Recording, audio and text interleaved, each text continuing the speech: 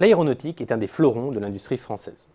Airbus fait la fierté du pays dans le monde, même si hors de nos frontières, peu de gens savent associer ce succès éclatant au drapeau tricolore. Pour autant, le secteur continue de créer des emplois, contre vents et marées.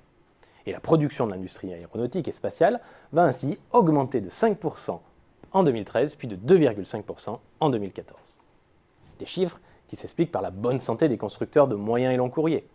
Pas seulement Airbus, mais aussi son concurrent Boeing, qui achète pour 4,5 milliards de dollars d'équipements chaque année en France. Voilà pour la partie émergée de l'iceberg. Parce que la filière aéronautique, c'est aussi un énorme contingent de sous-traitants, dont les grands acteurs sont fortement dépendants. Certes, ils ne représentent que 23% du chiffre d'affaires de la filière, contre 40% pour les systémiers que sont Airbus, Eurocopter ou Dassault, et 37% pour les équipementiers. Mais les proportions s'inversent lorsqu'on regarde les emplois. 24 pour les systémiers, 32 pour les équipementiers et 44 pour les sous-traitants, soit environ 140 000 personnes.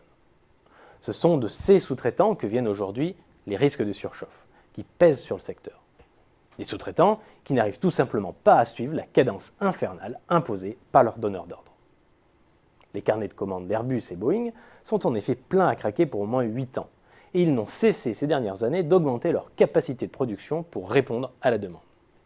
Sauf que quand la cadence s'accélère, les sous-traitants aussi doivent s'adapter. Et le moins qu'on puisse dire, c'est que ce n'est pas toujours évident. D'abord, parce qu'ils doivent investir, et surtout financer ces investissements. Or, ces entreprises, souvent des PME, souffrent de la grande prudence des banques en matière de distribution de crédit. Ensuite, parce que les sous-traitants ont le plus grand mal à recruter du personnel qualifié, rare dans la filière et le plus souvent attiré par les salaires plus élevés proposés par les systémiers. Enfin, ils souffrent d'autant plus que la crise est passée par là. Entre 2007 et 2010, les nombreuses annulations qui ont affaibli Airbus et Boeing ont eu des répercussions en cascade, fragilisant in fine leurs fournisseurs. À l'heure du redécollage du secteur, Airbus a pris conscience de ces risques de surchauffe.